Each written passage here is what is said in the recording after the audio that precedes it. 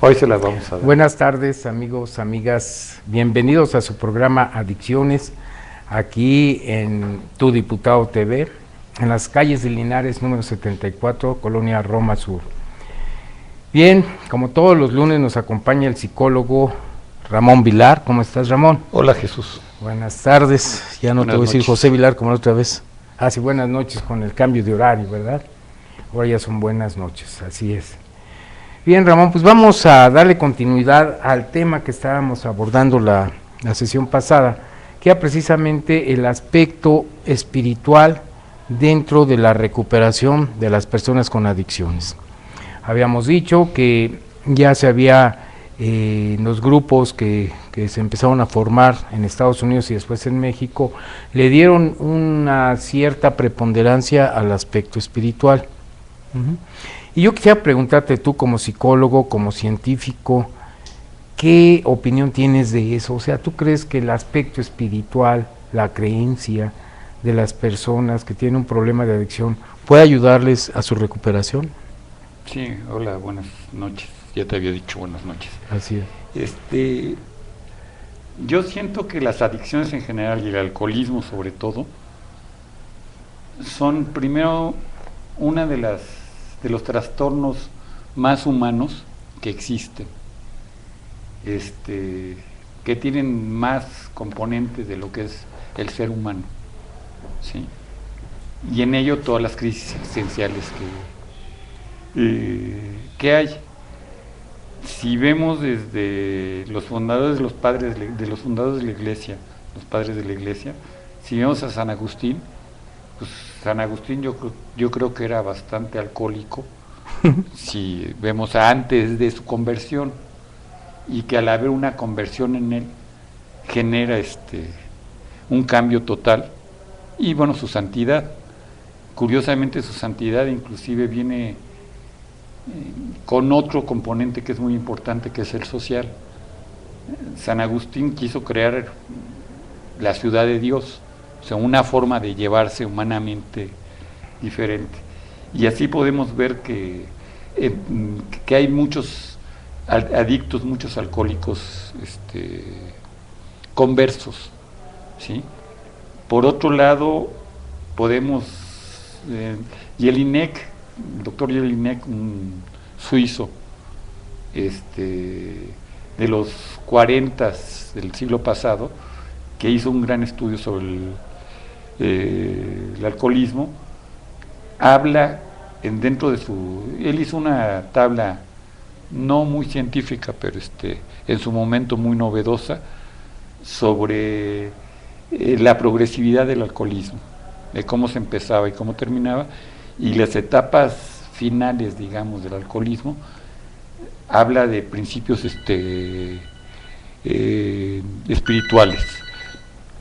Se me olvidó apagar mi celular, ya lo colgué.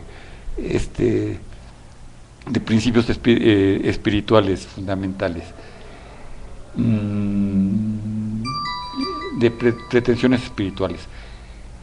Pues, en Alcohólicos Anónimos se habla que la fundación de Alcohólicos, los principios de Alcohólicos Anónimos vienen por el doctor Jung. El doctor Jung tuvo un paciente, no revela su nombre, se le conoce en la literatura como el señor R, la inicial de su nombre. El señor R estuvo tratado de alcoholismo por el doctor Jung durante 2 años, que dejó de beber, y cuando lo dio de alta a los 2 años, pasaron 3 meses que llega recaído, y todo frustrado hombre que había pasado, y Jung le dice que se acercara al ambiente espiritual que más en el que más creyera. A ver si entendí. El doctor Carl Gustav Jung, que entre paréntesis es uno de los pilares de la psicología del siglo XX, junto con Adler y con Freud, o sea, para que la gente ubique de quién estamos hablando, o sea, no era cualquier persona, era un doctor en la materia. Trata a un señor que en la literatura de Alcohólicos Anónimos le dicen el señor R. Que Jung mismo le dice el señor R. El señor R para evitar que pues su imagen, ¿no? Ujú. Que se deteriorara. Con el tratamiento de Carl Gustav Jung, este señor deja de tomar por 2 años. Después de los 2 años, Jung lo da de alta ya como un alcohólico recuperado, pues después de 2 años de dejar de beber. Sin embargo, sale ya dado de alta y el señor a los 3 meses regresa con el doctor Jung. Y entonces ahí, ¿qué sucede? Regresa alcoholizado, ¿sí? Y Jung le dice que él ya no puede hacer nada por él. Y este cuate se queda así, pues me está condenando a muerte, porque si yo sigo bebiendo así me voy a morir. Y Jung le recomienda que se acerque primero le dice pues, que se acerque a la religión, que a lo mejor ahí puede hacer algo. Y este hombre le dice, yo soy muy religioso, sin embargo no he podido no he con podido mi dejar problema. de beber. Y le dice, yo no le estoy hablando de religión, sino que tenga una conversión espiritual, ¿sí? Este hombre se va a los grupos Oxford, que eran unos grupos fundados en los 20s, 30s en Inglaterra y Estados Unidos, que están en el regreso al cristianismo original, en tener una vida más santa y más sana, llevar mejor los preceptos religiosos. Y ahí este hombre deja de beber, y de hecho se hace una sección, digamos, de los grupos Oxford, donde empiezan a dejar de beber algunas gentes, entre ellos una gente, Evi, la conocen en Alcohólicos Anónimos. EVH. Evi era amigo del fundador de Alcohólicos Anónimos, de Bill W. Llega con él, y Bill, cuando le habla, Bill todavía bebía, cuando le habla Evi, dice, qué padre, ya tengo compañía para beber. Si lo invita a su casa para beber, le dice Evi que no, porque ya tiene religión. Y Bill se queda muy extrañado, ¿qué es esto? Sigue bebiendo Bill durante una temporada más. Cuando entra a su último internamiento a un hospital al hospital psiquiátrico de Nueva York, Bill pide que, en la desesperación, porque ya lo van a internar definitivamente como enfermo crónico, Bill pide que se le aparezca Dios, si Dios existe y lo puede ayudar, y siente que un viento atraviesa el cuarto, que se ilumina, y siente un despertar, una sensación rara, ¿sí? Que se queda maravillado, inclusive llama al psiquiatra y le dice, oye, o me estoy volviendo loco o pasó algo, ¿no? Y el psiquiatra cuenta posteriormente que le dijo, tú agárrate de eso, ¿sí? O sea, ya no averigues si fue real si o fue producto de tu propio... Si eso te ayuda a dejar de beber, deja de beber, y empieza ahí Alcohólicos Anónimos. Fue la última vez que fue internado y la última vez que había bebido este hombre. Si hay una conversión espiritual. A ver, quiero entender. Entonces, Jung no le habla propiamente de religión, porque le contesta el señor que él sí tiene una religión y que profesa una religión, sino que le habla de algo diferente, que es espiritualidad.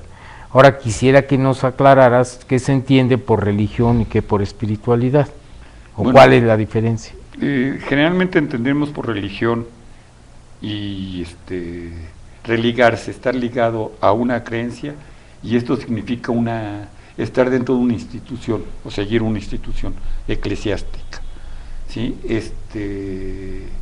Sabemos que en el mundo occidental la religión más fuerte es el cristianismo, ¿sí? El cristianismo, a partir de el siglo VII más o menos, empieza a tener toda una serie de divisiones o ramas. Ya había tenido divisiones antes, pero ahí se crea la Iglesia Ortodoxa y la Iglesia Católica. La Iglesia Ortodoxa domina lo que en ese entonces se conocía como el Imperio Romano de Oriente, ¿sí? De Grecia para Rusia, hacia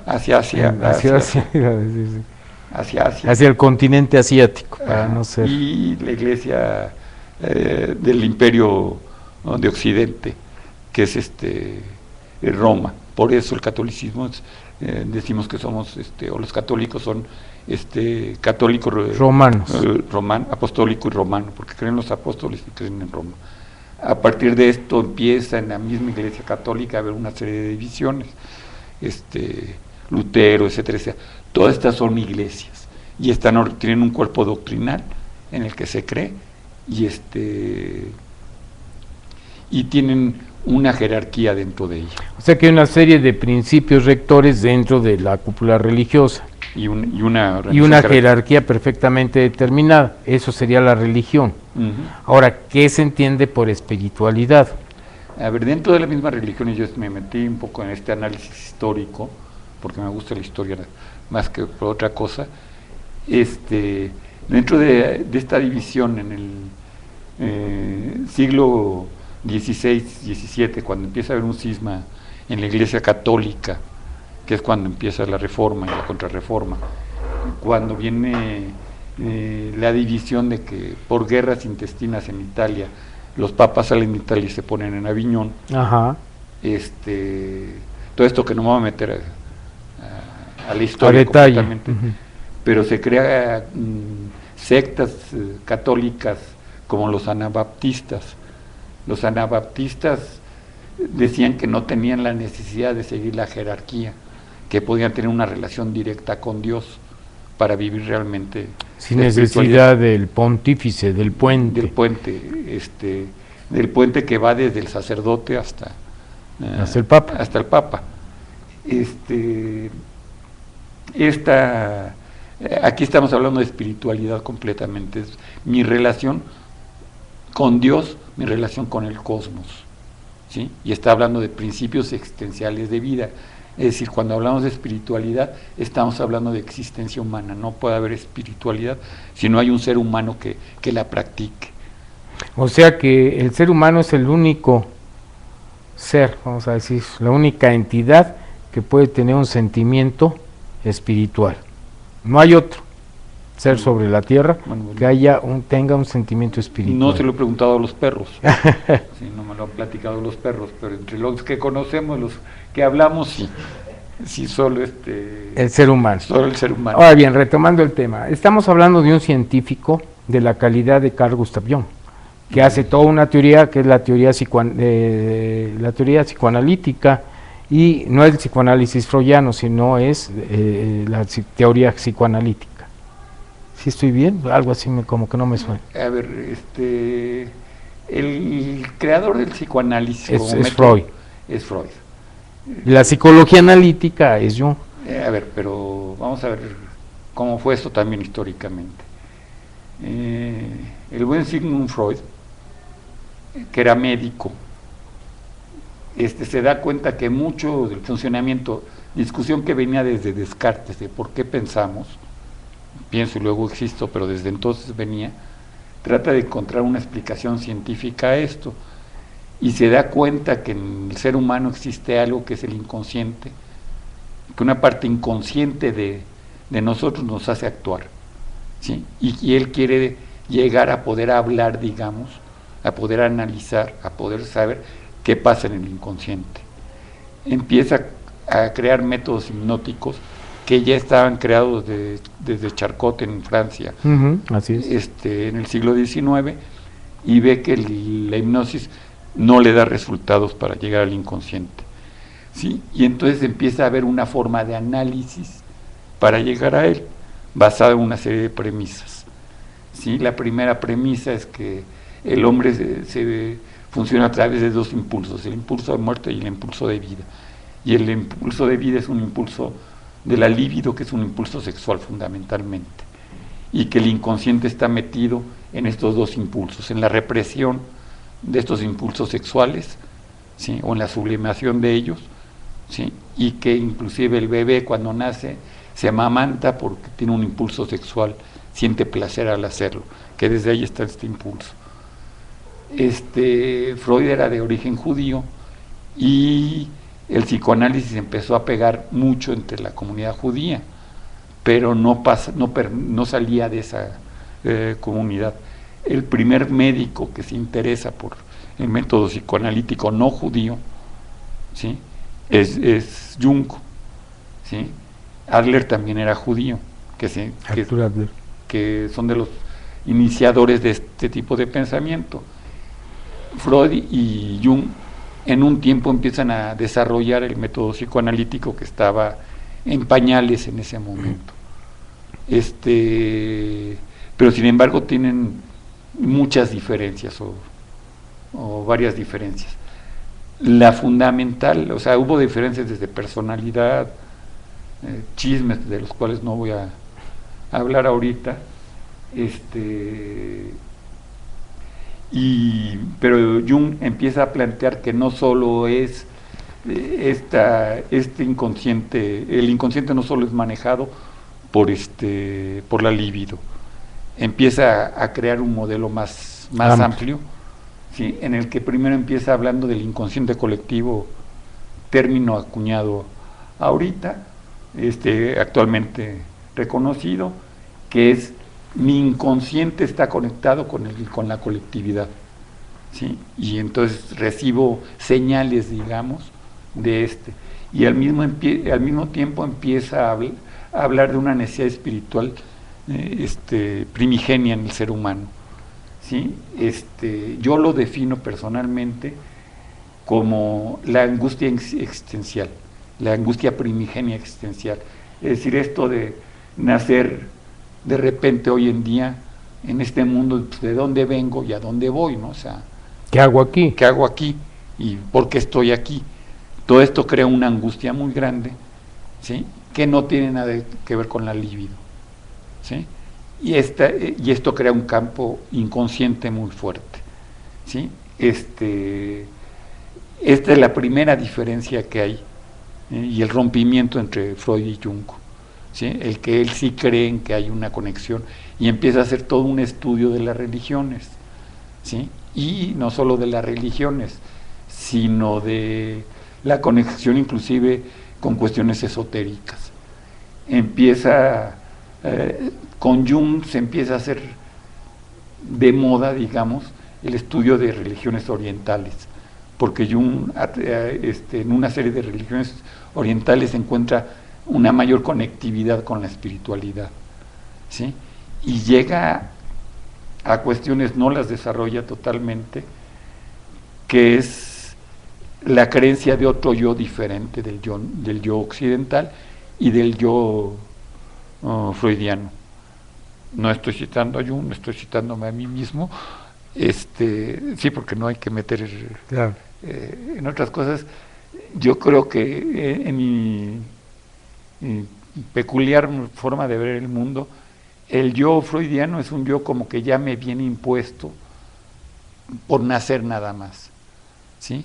Y yo creo que el yo es una creación social, ¿sí? No es algo íntimo del ser humano. Y esta creación social de exigencias me la da este occidente y este mundo, ¿sí? Y ahí viene realmente el trauma. Ese yo no me acomoda al mundo totalmente, el papel que me da, ¿sí? Y estaríamos en problemas de discusión con los psicoanalistas, lo cual no es el tema de aquí. Aquí. Pero sí es el tema en que esta crisis existencial, esta formación del yo, sea como sea, ¿sí? Es una de las fuentes más importantes para la adicción, ¿sí? O sea, el adicto tiene problemas existenciales en esto, en cómo superar esta angustia primigenia que estamos citando, el encontrar una respuesta, ¿sí? A ver, déjame ver si he entendido. Ese problema existencial que tenemos todos los seres humanos, el alcohólico tiende a exacerbar ¿cuál es el objeto que tengo yo aquí? ¿Qué estoy haciendo aquí? ¿De dónde vengo? ¿A dónde voy? Y siente un vacío, estoy pensando yo, siente un vacío existencial, siente esa angustia existencial que hablabas hace un momento. Y al sentir esa angustia existencial, acude a la droga, acude al alcohol, como para apaciguar esa duda existencial, esa crisis o esa angustia. En parte sí, en parte otro problema mayor si yo tengo esta angustia existencial que, como decías, todos la tenemos, y yo creo en un sistema preestablecido y que las cosas son de una determinada manera, en el cual me ayuda la religión, ¿sí? Estoy funcionando en el mundo. Quien no le funciona esa creencia, ¿sí?, no cree que haya un orden en la vida, y si la vida, la existencia en general, el mundo es un caos, bueno, pues el alcoholismo o la adicción es el reino del caos. Y entonces aparentemente, y esto es lo que yo trato en mi método con los adictos, en cuál es el problema, ¿hay un orden o no hay un orden? Y si hay un orden que va más allá de mi yo, ¿sí?, ¿qué lugar ocupas dentro de ese orden? ¿Sí? Y si hay un orden, hay una armonía. Si hay una armonía y todo tiene un porqué, hay una existencia de un poder superior. O sea, ahí es a donde quería llegar. O sea que los métodos de Alcohólicos Anónimos van en relación a la existencia de un poder superior. ¿Qué es lo que nos quiere decir esto de un poder superior? ¿Quiere decir que aquí caben todas las religiones del mundo? ¿Caben toda la forma de pensar en una deidad, o incluso personas que no creen en una deidad acomodarse dentro de las estructuras o dentro del mundo de Alcohólicos Anónimos?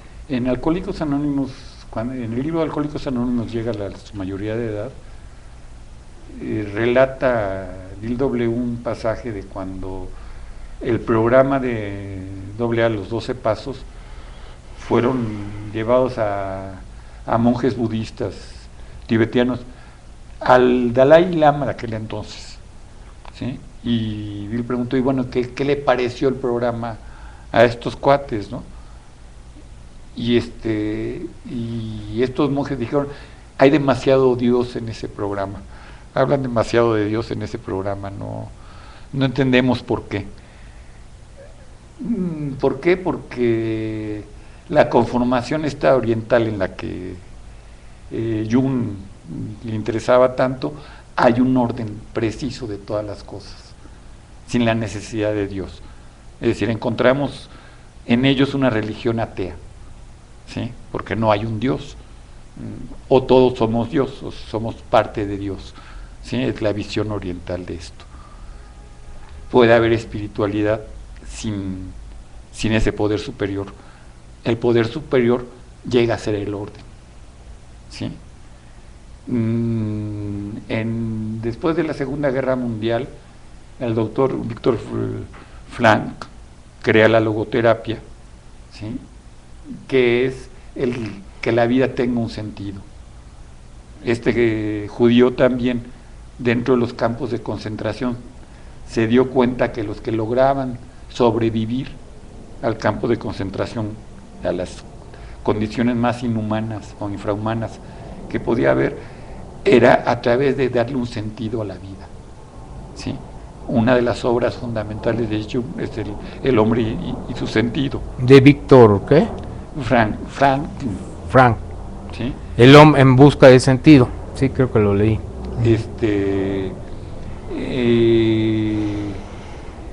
Él se dio cuenta en los campos de concentración que quien creía, por ejemplo, que su vida tenía sentido porque se iba a encontrar otra vez con su hijo saliendo del campo de concentración, o se iba a encontrar con su organización social cuando regresara a Varsovia, por ejemplo, a las ciudades ocupadas por los nazis, que ya estaban destruidas. Que la gente quizá ya no existía. Que la gente ya no existía, pero si ellos seguían creyendo en eso, estas gentes sobrevivían queriendo llegar a ese sitio. Las gentes que eran informadas que ya no existía nada de eso, se morían inmediatamente. Entonces, a lo que se dedicó este doctor en el campo de concentración fue a darle sentido a la vida de todos. La religión, la que sea, le da sentido a la vida. Ya hablamos de esa espiritualidad. Así. Es decir, por otro lado estamos viendo que la espiritualidad puede ser varias cosas. Yo comentaba la vez pasada que un alcohólico anónimo ateo que conocí, le pregunté que cuál era cómo podía conciliar con el programa de Alcohólicos Anónimos si era el ateo, y él decía que él seguía principios espirituales muy básicos, que era el amor, la solidaridad, la comprensión, y que esos eran tan grandes que él no se podía alcanzar, que se quedaba en ellos, no cuestionaba otra cosa mayor. Pero todo está hablando de un orden que no quiere decir una jerarquía, quiere decir orden, quiere decir armonía, ¿sí? Creo que ese es el sentido principal de creer en Dios. O sea, Dios nos crea una armonía y un orden, hay un porqué y un para qué de las cosas, ¿sí? Y esto calma la vida existencial. Calma esa angustia existencial que dices tú que todos los seres humanos tenemos. Entonces yo puedo pensar que la persona que presenta problemas de adicción es porque está viviendo en ese caos existencial, que no le encuentra sentido al porqué de vivir, que vive por vivir, amanece, sabe que ya amaneció y sabe que si tiene suerte va a anochecer, pero no tiene sentido su vida. Y por eso tiene que acudir a estas sustancias para darle un sentido o para apaciguar ese sentimiento. Esa angustia. ¿Sí? Esa angustia que inclusive puede ser metida por la misma religión en un mal entendimiento de la religión. ¿A qué voy? Primero, yo me he encontrado con muchos de esos casos que son muy guadalupanos, muy creyentes, pero su Dios es un Dios Santa Claus, ¿sí? Al cual se le hace peticiones, ¿no? Y se le está pidiendo todo, y cuando no me concede me frustro y entonces bebo, y cuando me concede me siento el elegido de Dios y por lo tanto también bebo, ¿sí? Por una cosa o por otra. Y además de creer en ese Dios Santa Claus, creo en ese Dios al mismo tiempo es castigador. Y entonces como hago actos de mal juicios me castiga y tengo gran bronca existencial de angustia porque soy un pecador, etcétera, etcétera, ¿sí? Y siempre estoy mal. O sea que lo importante de la espiritualidad no es el hecho de una jerarquización de valores, ni el hecho de una jerarquización eclesiástica, ni hacer ciertos ritos o ciertos conductas que nos exigen las religiones, sino más bien en estar conscientes que existe un orden y que ese orden es el que le da sentido a la vida. Por eso hablas tú de espiritualidad. Espiritualidad sí, religión no, dicen por ahí algunos alcohólicos.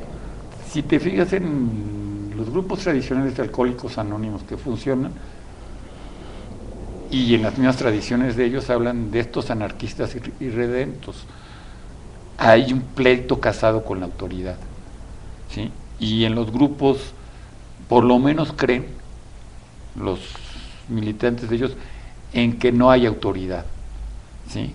Y entonces, como no hay autoridad, sí me dejo conducir por este grupo porque no hay autoridad. Esto es un anzuelo. Más que anzuelo, es una forma de poder tratar de personas con una dificultad de personalidad muy gruesa. Es que tocaste un tema muy importante. La persona que es adicta tiende a la rebeldía, no tolera que se le imponga nada. Yo he tratado también con personas de este tipo y cuando llega la imagen paterna dicen no sales, no bebes, no vas, no, la prohibición más lo hace. Y he tenido muchas personas que me han preguntado, oye, ¿por qué si ya le dije que no esto, que no lo otro? Y insiste, parece que le dijera que sí. Eso obedece a que la persona que tiene problemas de adicciones tiene una cierta animadversión hacia la autoridad. Sí, pero yo creo que esa bronca con la autoridad es también un signo de nuestro tiempo, ¿sí? Es decir, hablemos de México, un país que niega tanto a sus autoridades como México, creo que hay pocos en el mundo, ¿sí? Del presidente de la República al policía de la esquina, todas nuestras autoridades están bastante desprestigiadas, ¿sí? No hay nadie que crea en ellas, ¿sí? Y el problema es, si yo niego hacia la autoridad, hay un desorden, como creo un orden, ¿sí? Y Alcohólicos Anónimos no es porque esté tirando un anzuelo, sino porque hay un sistema de orden diferente, ¿sí? O sea que sí tiene un sistema de orden. Pero no de autoridad. Pero no de autoridad. ¿Y cómo realiza ese sistema de orden, cómo hace. Los anarquistas están muy desprestigiados hoy en día y creemos que son estos encapuchados que tiran bombas, etcétera, etcétera, o queman situaciones, pero el anarquismo es un sistema de orden ideal, pero tan perfecto o más perfecto que cualquier democracia, ¿sí? El problema es si el ser humano tiene la calidad moral de participar en un sistema donde haga las cosas por convicción. Por convicción y no por coerción. Sí, ahí podemos acusar, pienso en pensadores anarquistas como Kropotkin o como Bakunin, que eran pacifistas, curiosamente, o sea, estaban en contra de la revolución armada, violenta, de la revolución armada. De la violencia, sí, ante la lucha de clases de Marx, sí, Kropotkin opone y crea un librote de ese tamaño, muy interesante, pero muy difícil de leer, que se llama El apoyo mutuo, y empieza a analizar cómo la evolución de las especies ha sido más dado por el apoyo entre las propias especies que por la guerra entre ellas, ¿no? Y habla del ser humano así, y dice que el apoyo mutuo es la salida. Que podría ser que lo tomen en cuenta los grupos de autoayuda, es un apoyo mutuo, y con ese apoyo mutuo van ellos generando una forma de que salgan adelante de esa situación. No hay una imposición, no hay una imposición, ni hay un órgano jerárquico que en forma por demás coactiva castigue a una persona que no cumpla con los principios de estos grupos de autoayuda. De ahí que en algunos casos, como ya habías comentado en programas pasados, sí les dé resultados. Pero el tema concretamente del día de hoy es el aspecto espiritual. Estábamos hablando de Jung, un psicólogo, psiquiatra renombrado, que habla de espiritualidad en una época, porque que es finales del 19, principios del 20. Principios del 20. Vamos a decir, principios del 20. O sea, Jung empieza a producir obra en el 1920, y termina en los 60. En los 60, sí, en 62, por ahí así. Bueno, este hombre, con esa capacidad como científico, nos habla de espiritualidad, y algo comentaste de que creía inclusive en experiencias esotéricas. Se metió a analizarlas. Analizó experiencias esotéricas. Entonces, en este aspecto, ¿qué tanto podemos decir que el hecho de tener un despertar espiritual, como comentabas de Bill W., de los cofundadores de Alcohólicos Anónimos, le puede servir a una persona que presente un problema de adicciones? Si ese despertar espiritual significa replantearme el orden y que en él haya armonía, ¿sí?, sirve de muchísimo. Ese es el cambio real, ¿sí? Y estamos hablando, en lo que hemos hablado en programas pasados, le sirve a todo aquel que no tiene un daño orgánico, porque el que tiene un daño orgánico tiene que ser tratado ese daño orgánico, ¿sí? Y tenemos que tener también cierto cuidado, porque hay un reciclaje, digamos, de la adicción. ¿Qué te quiero decir con esto? El cuidado en las recaídas es porque hay momentos en que al tiempo de no consumir vuelvo a tener la ansiedad creada orgánicamente, ¿sí? Esto ya sería un aspecto orgánico, regresa la ansiedad por beber. Bien, amigos, amigas, pues les vamos a dar las gracias y a invitarlos a que nos sigan el próximo lunes a las 8 de la noche. Yo quisiera decir una cosa más, sí, agradecer a los... Así a las personas del staff que nos apoyan todos los lunes, y decirles que nos vemos el próximo lunes a las 8 de la noche para continuar con nuestras pláticas sobre adicciones. Muchas gracias.